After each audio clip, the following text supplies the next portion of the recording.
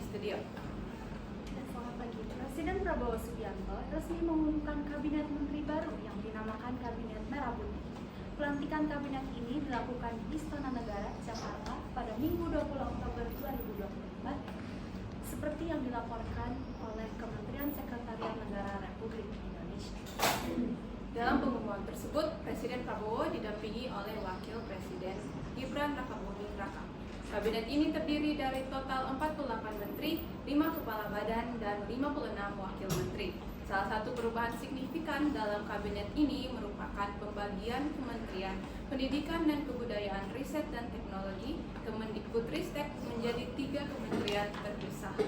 Langkah besar ini bertujuan untuk meningkatkan efisiensi dan fokus pada setiap jenjang pendidikan serta kebudayaan. Ketiga kementerian baru tersebut adalah Kementerian Pendidikan Dasar dan Menengah, Kemendikdasmen, yang dipimpin oleh Abdul Muti. Selanjutnya, Kementerian Pendidikan Tinggi, Sains dan Teknologi, Kemendikti-Saintek, yang dipimpin oleh Satrio Sumantri Brojonegoro, dan Kementerian Kebudayaan yang dipimpin oleh Fadli Zon. Kementerian sebelumnya memiliki cakupan yang luas. Data Kemendikbud mencatat bahwa terdapat 53,26 juta siswa tersebar di 300.000 sekolah pada semester ganjil 2024-2025. Sementara data BPS melaporkan bahwa Indonesia memiliki 1.300 suku dan lebih dari 700 bahasa daerah. Undang-Undang APBN 2025 menetapkan anggaran pendidikan sebesar 724,26 triliun yang setara dengan 20% total anggaran. Alokasi dana ini diharapkan dapat menjawab kompleksitas tantangan pendidikan dan melestarikan budaya bangsa. Namun, kebijakan ini juga menuai pro dan kontra di tengah masyarakat. Untuk mengetahui tanggapan lebih lanjut, kami sudah terhubung dengan Kamelia bersama dengan narasumber.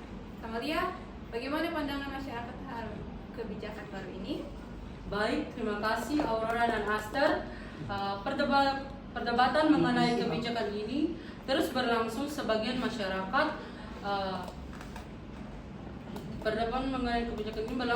masyarakat menyambut baik langkah ini, melihatnya sebagai peluang untuk meningkatkan fokus dan efisiensi di masing-masing sektor pendidikan dan kebudayaan. Namun ada pun juga yang mengkritik kebijakan ini karena dianggap berpotensi menambah lapisan birokrasi dan mempersulit koordinasi yang justru bisa menghambat aktivitasnya. Saya kini bersama dengan narasumber. Saya kembali ke saat ini saya berada dengan narasumber yaitu Ibu Asri. Baik Ibu, sekarang kami menjelaskan tentang kebijakan dari transisi dari antara dua kurikulum, yaitu di mana kurikulum merdeka dan kurikulum merdeka yaitu berjalan bersama, apa saja dampak panjang dan dampak pendeknya untuk guru ataupun siswa. Jadi sekarang memang kita berjalan di dalam dua kurikulum, yaitu K13 untuk yang SMA itu kelas 12, sedangkan yang kurikulum merdeka itu kelas 10 dan kelas 11. Nah, itu harus berjalan secara bersamaan karena perubahan kurikulum itu harus mulai dari jenjang yang paling bawah dulu yaitu kelas 10 dan begitu seterusnya, sehingga pada saat ini kelas 10 dan kelas 11 sudah kurikulum merdeka dan tahun ajaran depan itu sudah akan semuanya gitu ya, dari kelas 10 sampai kelas 12 kurikulum merdeka, dan tahun ajaran ini terakhir penggunaan kurikulum 2013. Nah, transisinya itu seperti apa? Ya, itu berjalan ya, sesuai dengan aturan yang berlaku juga begitu. Jadi kita terus belajar, tapi yang susahnya juga di guru dan siswa begitu ya, yang harus ada dalam dua kurikulum. Tapi yang paling sulit adalah guru, karena guru mengajar di dalam berbagai jenjang begitu ya, harus mengajarkan di dalam kurikulum merdeka dan juga K13. Kalau untuk siswa ya fokus di satu saja begitu ya, yaitu hanya kurikulum merdeka kah atau K13 seperti itu. Nah, kalau selama ini cara kita untuk mendampingi guru-guru di dalam mempersiapkan itu adalah dengan melakukan professional development seminggu sekali di hari Jumat, dan juga ada professional development secara menyeluruh di seluruh unit SDH di seluruh Indonesia begitu. Dan kita juga memberikan kesempatan kepada guru-guru mengikuti pelatihan secara asinkronus ya melalui platform Merdeka Mengajar yang pemerintah sudah siapkan juga seperti itu. Nah, mungkin itu kalau transisinya ya. Di pertanyaan juga sudah dijawab juga dan terima kasih Bu. Terima kasih dan saya akan tambahkan.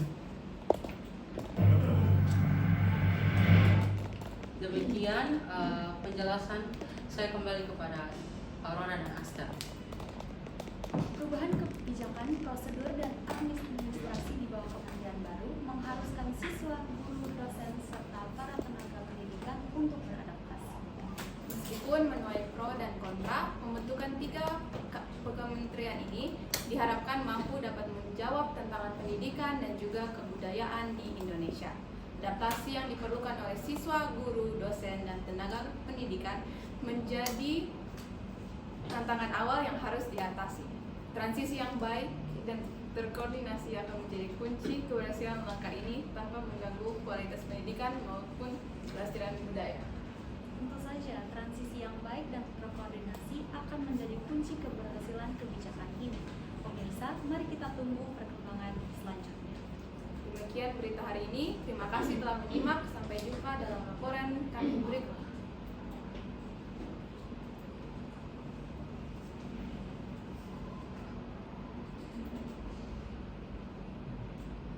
Terima kasih Aurora dan Aster. Saya kembali ke belakang.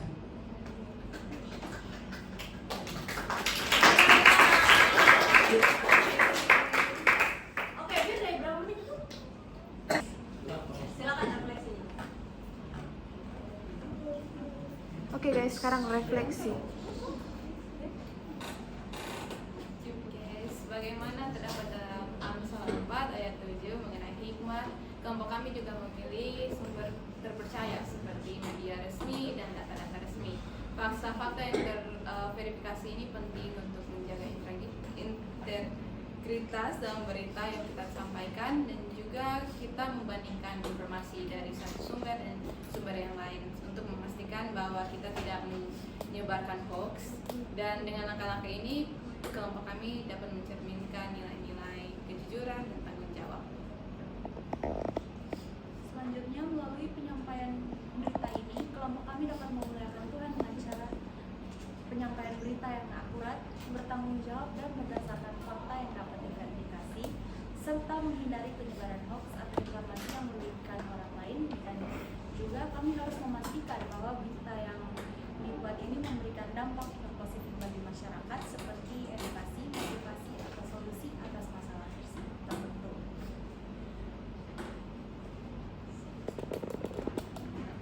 Dengan memastikan keandalan sumber, menggunakan sumber yang dari lembaga yang resmi dan pakar media yang terpercaya untuk mendukung isi berita, dan verifikasi fakta menggunakan lebih dari satu sumber untuk memastikan informasi yang lebih akurat atau tidak biasa.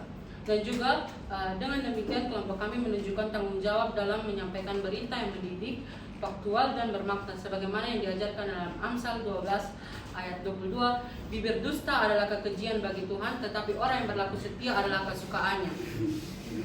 Terima kasih.